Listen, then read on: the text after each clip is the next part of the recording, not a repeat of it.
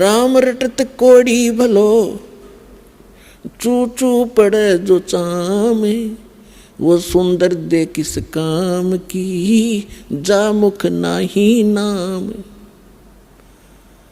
कबीर जिव्या तो वाए भली, जो रटे हरि नाम, नहीं तो काट के फेंक दियो, ये मुख में भलो ना चामे। पुण्यात्माओं, जिह्वा कितनी काम की चीज है। हर प्रकार के टेस्ट बता देती है, खाने में सहयोग देती है, परमात्मा का गुणगान करती है। यदि हम इसका यथार्थ यूज नहीं करते, सही प्रयोग नहीं कर रहे हैं, जैसे सारा दिन झूठ बोले, पेट के लिए अटपट करते हैं, किसी का गलत गवाही देकर उसको सजा प्राप्त करवा देते हैं अपनी इस जुबान से, तो ये जुबान आपके लिए सबसे बड़ी दुश्मन से दोएगी। और अगले जन्म में आपको पशु योनि में भेज दिया जाएगा। जुबान होगी लेकिन इसको आप बोल नहीं सकोगे। तो परमात्मा कहते हैं यदि भक्ति नहीं करते हो, परमात्मा की गुणगान नहीं करते हो, इसके अतिरिक्त आप केवल रोजी रोटी या किसी अन्य को सताने के लिए जिह्वा का प्रयोग करते हो। कबीर साहब कहते हैं हितै पराई आत्मा जीभ बांध तलवार। एक तगड़ा व्यक्ति एक कमजोर व्यक्ति को ऐसा वचन बोल देता जुबान से, अब उसकी पार तो बसाए नहीं, क्योंकि हर तरह से सब उसे तगड़ा है, बलशाली भी है, वैसे भी राज में पहुँच है। तो वो व्यक्ति उसको प्रति उत्तर ना दे करके बैठ कर रोता है अपने घर पे, उसकी आत्मा दुख पाती है। तो उसने उस जीभ से तलवार का काम कर दिया, उस आदमी की आत्मा काट दी। उसके बैड काउंट में लिखिएगी, बेशक वो गरीब ना बोल सकता, परमात्मा सारी सुनता है। कहते हैं चिट्टी पायल बाजा पैर, साहिब सुनता है सब लहर।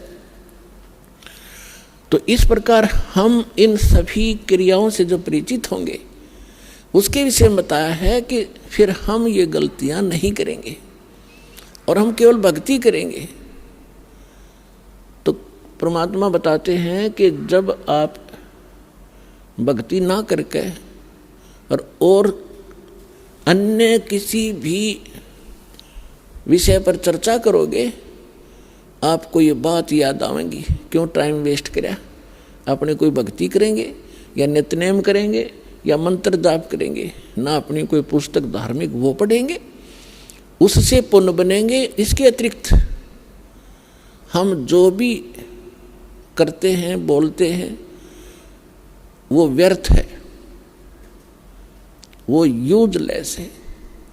इसलिए सभी संतों ने इस बात को समर्थन दिया है कि परमात्मा की भक्ति करो, बाकी आप जितना भी क्रिया इसके अतिरिक्त करते हो ये आपको लाभ नहीं देगी। अब जैसे आपने सुना था कि जैसे किर का जहर का रंग होरी हो, कहो कौन तिस खाव राम रंग होरी हो। अब जैसे जरा सा भी कोई पाप आप करोगे, आपको ऐसा लगेगा जैसे ये विष का कण है। जब आपको ये पता है कि ये वस्तु जो पदार्थ यहाँ पर गिरा है ये विष है, और उसका एक कण भी पड़ा हो, और विष के अवगुण से आप परिचित हैं, उसकी हानि से परिचित हैं, उसका एक कण किरका कहीं गिरा हो, क्या आप उठाकर जीभ का लगाओगे? उसको उठाकर ऐसे स्थान पर दबाओगे किसी और के भी हाथ ना लग जा, और अपने हाथ में भी 6 साबुन से धोओगे। तब आपको जब ये ज्ञान होगा कि आप जो क्रियाएं कर रहे हो, एक परमात्मा की भक्ति ना करके 2 नंबर के काम करते हो, मांस खाते हो, शराब पीते हो, हुक्का पीते हो, या और कोई दुराचार करते हो, आपको वो विष का कण दिखाई देगा। और जो व्यक्ति बुद्धिमान होता है, जैसे बालक तो गलती करते हैं, वो विष भी खा जाते हैं, मर जाते हैं, खाएंगे तो मरेंगे भी। और जब वो बच्चे बुद्धिमान होते हैं, कुछ सियाने होते हैं, फिर उनको पता चल जाता है कि ये सर्प है, ये बिजली है, ये विष है, और पहले वो उन्हीं को पकड़ लेता और मर जाता है। जब वो समझदार होता है तो स्वयं भी दूर भागता है और अन्य को भी सतर्क करता है कि बिजली का तार गिरा है, इससे दूर हो जाओ। और छोटा बालक होता है, जब तक बुद्धि काम नहीं करती उसको पकड़कर मर जाता है। सर्प को भी छू लेता, पकड़ लेता है, उसको डस जाता है, वो मृत्यु को प्राप्त हो जाता है। और जब वो बच्चा बड़ा हो जाता है, उनके अवगुणों से परिचित हो जाता है, उसकी बुद्धि काम करने लग जाती है, तो फिर वो स्वयं भी बचता है, अन्य को भी सतर्क कर देता है।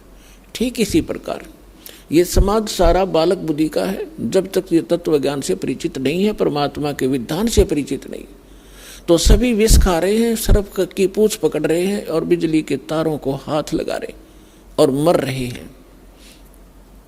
अब इस ज्ञान से, इस तत्व ज्ञान से आपका कलेजा हिल जाएगा। और इतना ज्ञान समझ के भी कोई नहीं मानता है तो महामूर्ख, और फिर उसका कोई ट्रीटमेंट नहीं, वो तो गधा ही है, इस जीवन में भी गधा है।